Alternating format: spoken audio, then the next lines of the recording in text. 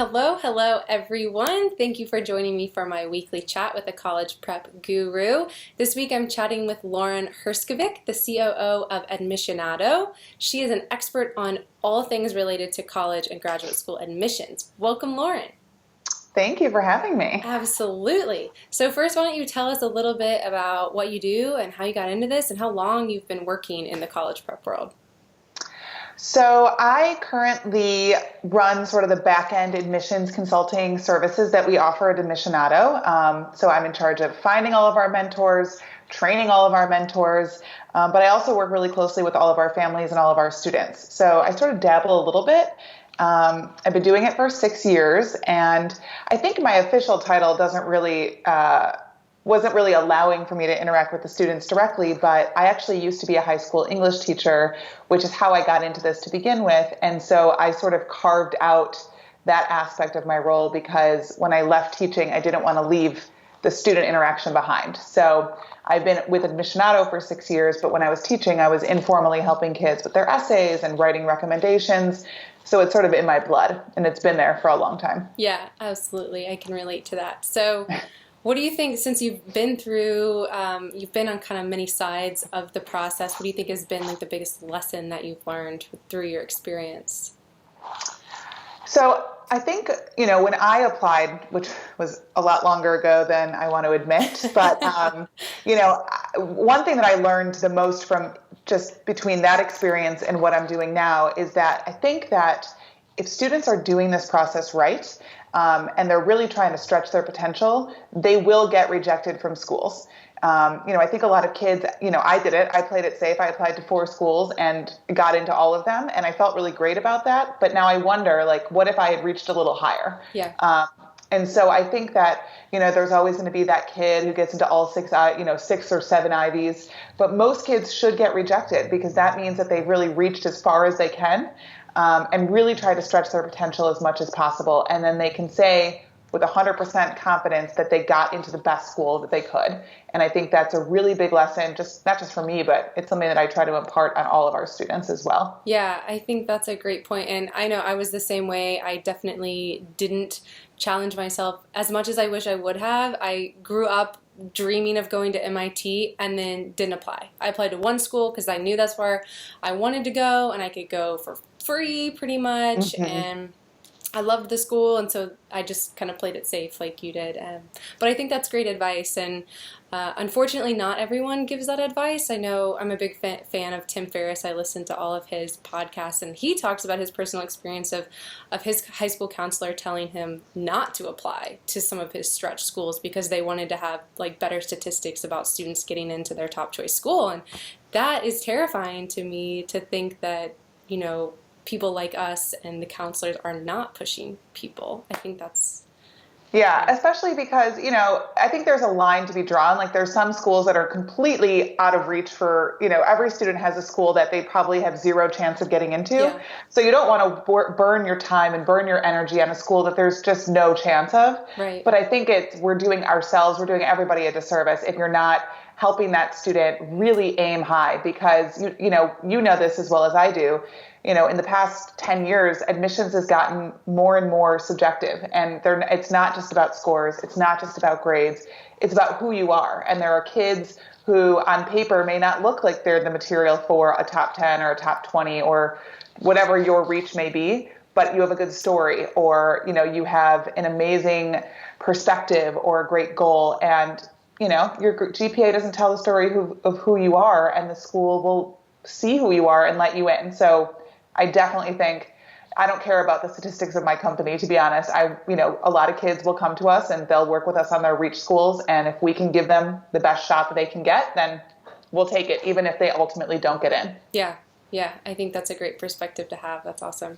So let's talk a little bit more about getting in because, that's a big concern for a lot of students, especially Obviously. Students who are looking at elite schools. So let's talk about that a little bit because I know you guys specialize in that. What's different about the process of applying to elite schools compared to, state schools and things like that?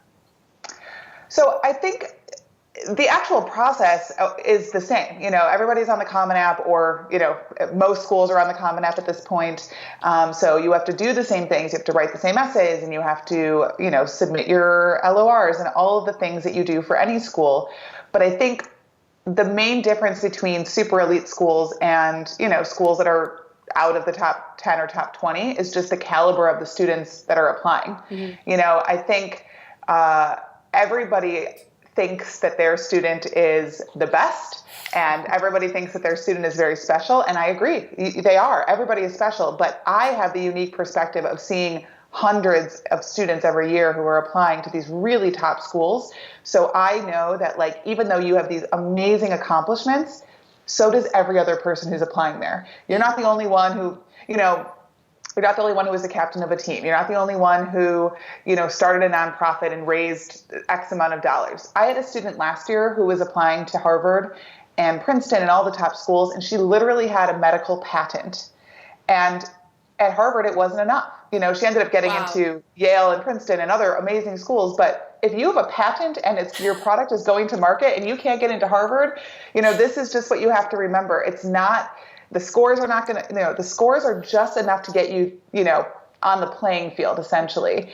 And you may have an excellent, amazing, amazing profile. You might have done really cool, awesome things that everyone else has as well. And I think it's just really important to remember that, because it doesn't mean you're less than. It doesn't mean that you're not qualified. It's just the game is so different at that level. And you have to remember that the competition is fierce. Yeah. If I was a parent watching this, I would be terrified right now. But it's good to have that reality check, because some people aren't talking about this. They're feeding this information of, like, your student can get in anywhere, And so I think it is good to have this real information out there for families so they can be prepared. Yeah, we always tell people, even the Obama daughters don't have a good shot at the Ivy Leagues. It's like, it is a very difficult process. It doesn't matter who you are. It is a challenge for every single person applying to get in at that level. Yeah. Wow. So what kind of mistakes do you see students making through this process?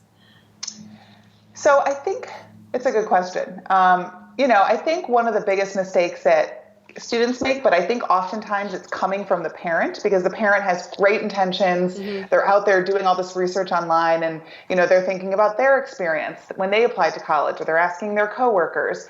I think one of the things that people do is they assume that there's like a silver bullet approach. It's like getting into college, you have to follow this formula, or when you're going to write your essays, you should write about that amazing accomplishment that you had in high school.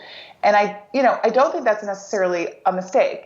Sometimes that is the best route to go. Although, no, that's not true. It is a mistake to think there's a silver bullet. There is not one.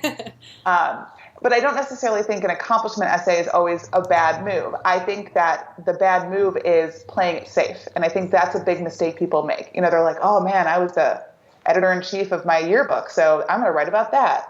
And the time that we were up until midnight for the deadline, or whatever it may be. I think that too many students play it safe, and imagine being the admissions committee member and you're reading the same essay over and over and over again. I mean, I do it all the time, and it is boring. Yeah. And I don't have nearly as many as they do. And obviously, our goal is to not have boring essays. So we want to encourage students. The best thing a student can do is just give yourself some time, really think about it, and take a risk. You don't have to get everybody to love your essay. You need one person to love your essay. And, if you want to sort of spread out or like even out the risk or just give yourself a better chance, playing it safe is not the way to go. It's to play that card a little bit risky, apply to more schools so you have a wider range of people reading it, and somebody is going to connect with that. One of the best essays we ever saw at Admissionado was an essay about a student who wrote about his beard. And it was amazing. He ended up going, I forget where he went. It was somewhere, actually, no, maybe it was Penn. But, he was a religious student, and he had a beard, and he just wrote the whole thing. And it was, an essay about a beard, but it was about so much more than that. And wow. I think it had nothing to do with his accomplishments. It had nothing to do with his academics or all the things he had done in his life. It was just a really interesting look into who this kid is. And, the admissions committee reading that is like, wow, this is like a really smart, really cool guy who, has a lot to say. And that's what they want on their campus. Wow. That's impressive. Yeah, I'm gonna a beer have to tell essay. people. I mean, it's unfortunate. As a woman, I can never write it, but Yeah. you know, he got So, to. you mentioned earlier a little bit about how the application process and the admissions process is changing and has been changing, and that can be some of the disconnect between parents and students, since it is so much different. And I find that parents really struggle with that because they don't know how to help. But what other changes are you seeing taking place in the admissions process? So I think, obviously, first and foremost, it is more competitive than it's ever been. A lot of schools, their ranking and the way that people view them is oftentimes determined by how selective they are. And for better or for worse, even though they have really, really high applicant rates and they can't grow the number of their students in their class, they continue to recruit in more and more countries and more cities because they want more people applying. So it drives down their acceptance rate. Mm-hmm. So it's definitely a lot more competitive. The other reason, of course, is because with the Common App, you can apply to like so many more schools much easier or much more easily. And so it's just harder. And there's more kids going to college. I mean, there's a million reasons. The other thing is that because of that, schools need to look at something beyond your numbers and beyond your scores. And so it's becoming, like I said, it's a much more subjective, much more personalized approach. Schools care more about who the student is necessarily than what they've done. So, they're always looking to see who's going to be successful after they graduate, but they're looking to see at the core of who you are. I mean, look at the personal statement questions, look at the essays these schools are asking for, and look at the Common App and how little space you have to list your accomplishments. These are all signs of, if you look at that in big picture, you can really tell what it is they want and what they care about. And that is an amazing thing because it's opening more doors for more students, and it's giving more people access, which we all know is so important. The other thing I noticed just last year is that a lot of the Ivy League schools purposely set aside a certain percentage of their classes, unofficially, but they wanted to give more access to low-income students or students who are underrepresented. Another amazing, amazing thing. But of course, that's squeezing a little bit, and that's why some kids who maybe would have gotten in 2 years ago with amazing profiles may not be getting in because we're trying to even the playing field for everybody, which, you can't argue with that. Everybody deserves it, and other people don't have the same opportunities that others do. So, giving them a little bit of putting a focus on giving those students a chance is so important. Yeah, couldn't agree more. Well, this has been so helpful. To wrap things up, we always ask the same question. Are there any other tips or tricks that you have for families on the college-bound journey? I would just say, don't shop your essays around. Don't have like 100 people weigh in on your applications. Find one trusted person and just follow that person down the path to admissions, because it's a subjective process, as I've said. And you show your essays, you show your application to 10 people, you're going to get 10 very different opinions. And the worst thing you could do is try to take them all in and just totally lose your voice and lose, your unique perspective, which again is what the schools want. So find one person. That could be a teacher, a guidance counselor, someone like us, a consultant outside of school, an uncle, a friend, whoever it is. Just find one person and just ride or die with that one person. Yeah. That's great advice. Don't want to have too many cooks in the kitchen. Then try to incorporate everyone's, perspective and totally your food's going to taste horrible. Yeah. That is a great piece of advice. So thank you again, Lauren. It's been great chatting with you. This was so helpful. I know parents are always asking questions about getting in, but then specifically about elite colleges and what's different and what to expect. So thank you so much for joining us. I appreciate it. Of course. Have a good night. Yeah, you too.